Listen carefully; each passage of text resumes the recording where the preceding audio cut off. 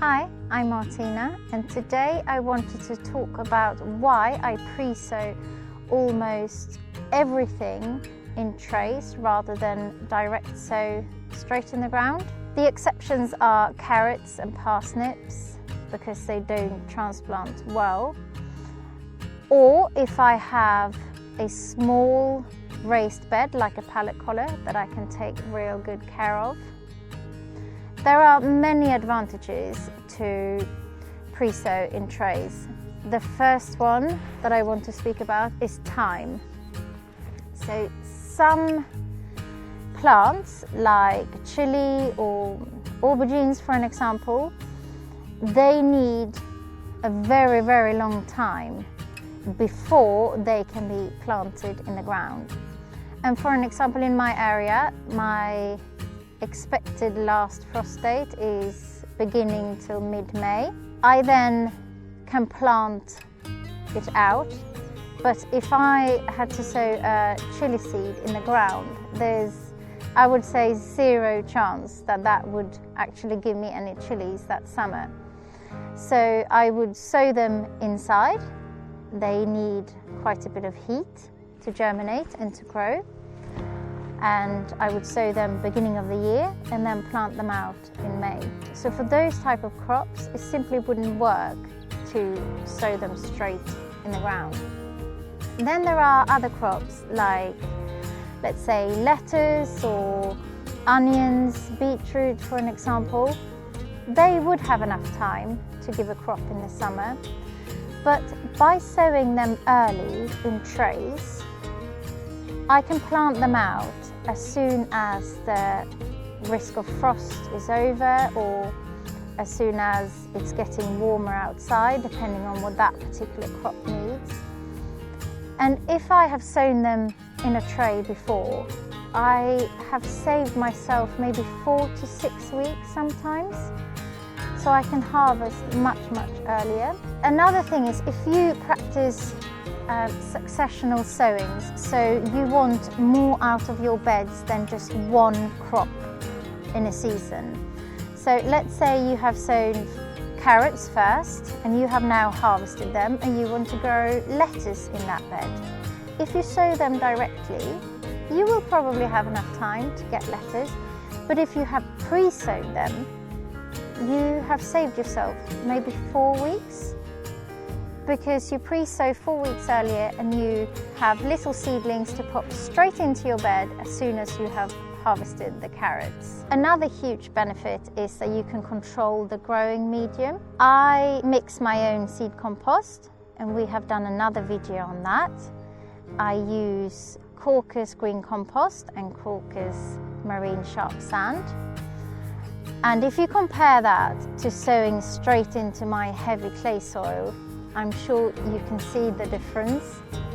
If I sow straight into my clay soil, especially in the spring, there is actually very little chance that the seeds will germinate and the seedlings survive. By sowing in trays, I can also control the environment by moving them around. So I might put them inside for those who need a bit more heat, or in a plastic box like this, or in a cold frame for those seedlings or seeds that need a bit more protection from the cold and the wind. We have done another video on how to use a plastic box as a greenhouse, so check that out. It's a fantastic way of growing lots of plants in a small space.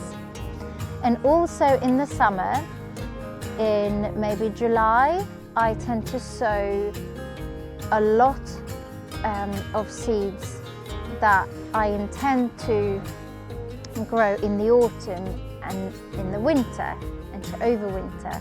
The problem is, at that time it tends to be really hot, which is not always great for seeds. So in the summer I can take the tray and I put it in the shade and I find a cool place for it. When I pre-sow in trays, I can protect the seedlings much better from pests, especially slugs. And I then wait to plant them out until the seedlings are a bit bigger and they can withstand a slug attack much better than tiny, teeny little seedlings that have just germinated. And if you have ever come out to your kitchen garden and all those seedlings are gone overnight, I'm sure you know what I'm talking about. For peas and broad beans, rodents can be a real nuisance. They tend to eat them all if you sow them directly, at least in my garden. So I pre-sow them in trays, and then when they're nice and big like this, I plant them out, and for some reason they tend to not try and eat them or dig up the little seed.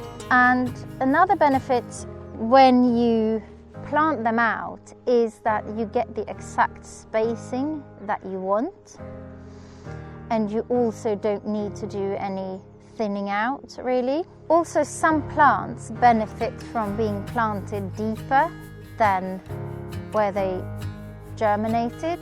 So if you grow them in a tray, you can then plant them a bit deeper when you plant them out, and that will make a better plant. It will be more robust. Seeds and seedlings must never dry out, and it's a lot easier for me to water a little tray like this than a big area in my kitchen garden where I would have sown them straight away.